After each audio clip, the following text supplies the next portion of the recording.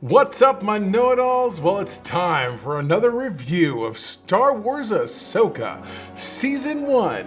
Man, I tell you, this show just keeps getting better. The thing is, I'm not gonna let you off the hook. So we're gonna talk about something that's got me a little bit peeved about this week's episode. So again, a lot of fun stuff there, but at the same time, it's time for a reckoning.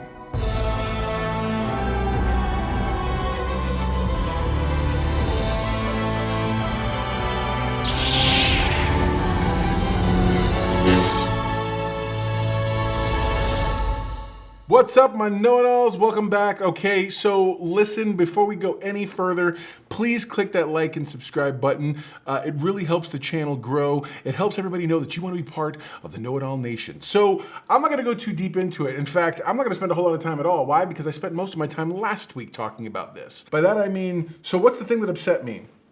The show is doing fine. The show is doing great. The show is doing all kinds of things that I would expect it to do.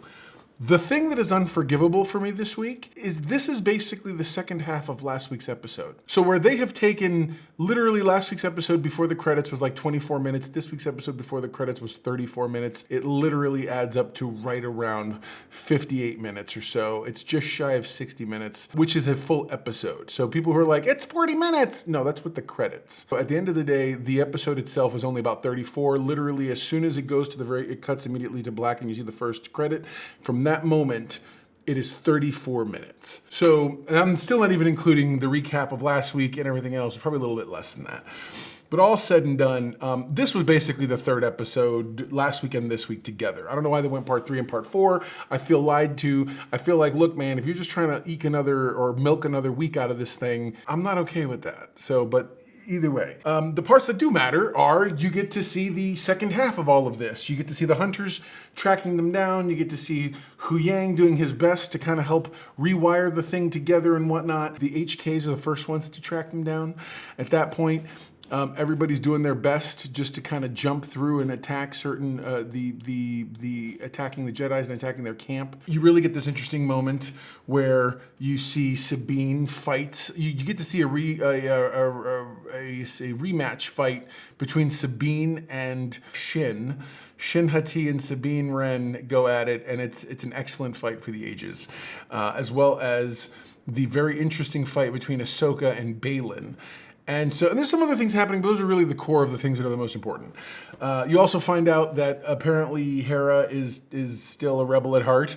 That's where you get that line from the promos where she's like, once a rebel, always a rebel. Because apparently her and several other people are going and heading, specifically as a certain leader that we have seen in the Mandalorians in the past. No, but it's pretty cool seeing that character come back. So overall, this wasn't, again, good things happen.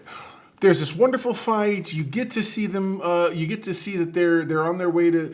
Sabine believes more than anything, and literally, Ahsoka asks her, "Can I trust you?" It's because Ahsoka wants. Worst case, they have to destroy the map. Even though Sabine's concern is this may be the only map to Ezra that exists.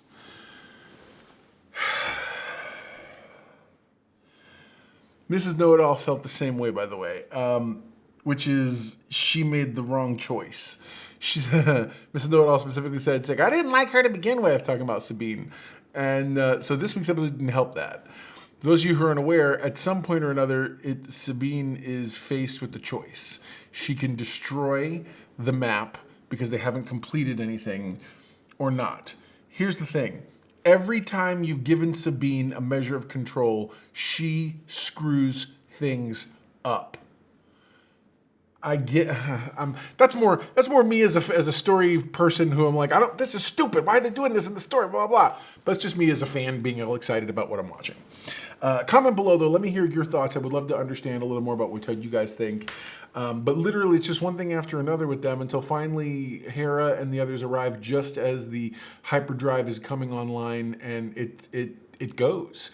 And it is amazing. It just blows everything away, or like blows everything back as soon as it makes the leap. But yeah, they have failed to stop this. And then we end. See, the ending of the episode is probably the only one that actually matters, because at the very, very, very end, Ahsoka finds herself someplace. It looks like she's on some sort of a space bridge. I don't know what you want to call it. And then she hears the voice of Anakin. And we get to see Hayden Christensen as Anakin again. And she's like, Master, is that you? And then, because again, she has an understanding of what she wants. Let's talk briefly about Baylan.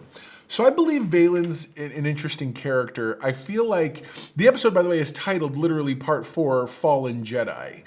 And I can't tell if it's a double entendre or not. I'm thinking it is, just based on how the Mandalorian episodes were titled and things like that. So Fallen Jedi doesn't necessarily mean Baylan and Shin, because I don't know that they would consider those Fallen Jedi. Fallen Jedi could also be the fact that seemingly Ahsoka is defeated. Also seemingly Sabine has betrayed her. And Sabine's on the road to wherever they're going. Wherever they're heading, the other galaxy they're going to, she's with them on that ship. So we'll see what happens. It's gonna be interesting. I'm excited to see what goes on. What I'm not happy about again is that the episode, this literally could have been tacked onto last week's episode. Somebody else with half a brain can literally staple these two together, and they should run one right into the next. So yeah, there you go. Now you know. And if knowing's half the battle, you're halfway to being a know-it-all yourself. So what's the know-it-all index for me? I've already talked to Mrs. Know-it-all. Her and I, this is not, my rating is, well, I'm not even going to bury the lead. The rating is a 6.0 out of 10. I know. That's exactly right. A 6.0 out of 10. Not because of the quality, but because of this nonsense of splitting the episodes into two. I don't know who that serves other than themselves. We need one more episode, so let's split the story right in the. It just didn't jibe well with me, man, because it clearly feels like the second half of last week's episode. So, all right, guys, we'll talk again very soon. I'm sorry it's a little bit abrupt, but at the same time, I'm not exactly super happy with it, the state of things. But yeah, don't forget, we have Star Trek Lower Decks starting this week. So look forward to seeing you guys on Thursday to discuss that. All right, guys, we'll talk very soon. Never forget, everyone loves a know-it-all.